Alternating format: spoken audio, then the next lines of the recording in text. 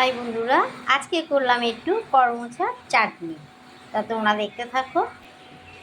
কড়াইতে প্রথমে দেবো তেল। চাটনিতে একটু কম তেল দিতে হয়। এই দেবো তেল, তারপরে দেব কয়েকটা সর্ষে, তার সাথে দেব দুটো পাঁচফোড়ন, আর দেব একটা লঙ্কা, দেব একটু হলুদ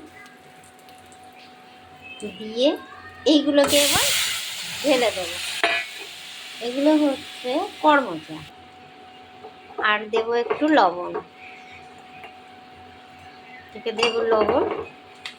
আর টক খেলে চিনিটা কম, আর নাইলে আমাদের মতন খেলে একটু তো মিষ্টি দিতেই হবে। এটাকে দিয়ে এবার নাড়াচাড়া করতে থাকবো।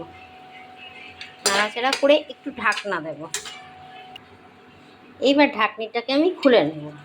খুলে নিয়ে দেখব এগুলো কেমন সিদ্ধ হয়েছে কি কিংবা কেমন হয়েছে। এবার আস্তে আস্তে একটু ফুটতে হবে। তা দেখো, এবার হয়ে গেল আমার করমচা চাটনি।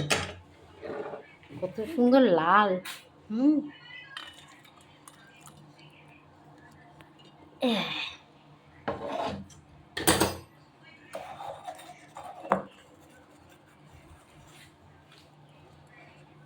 দেখো তো বন্ধুরা, কার কার ভালো লাগছে এই করমচার চাটনি। এই দেখো, তুমি বলছিলে না করমচা, এই দেখো সেই করমচার চাটনি। তাহলে আজ তাহলে রাখি, আবার পরের ভিডিওতে দেখা হবে অন্য সাথে।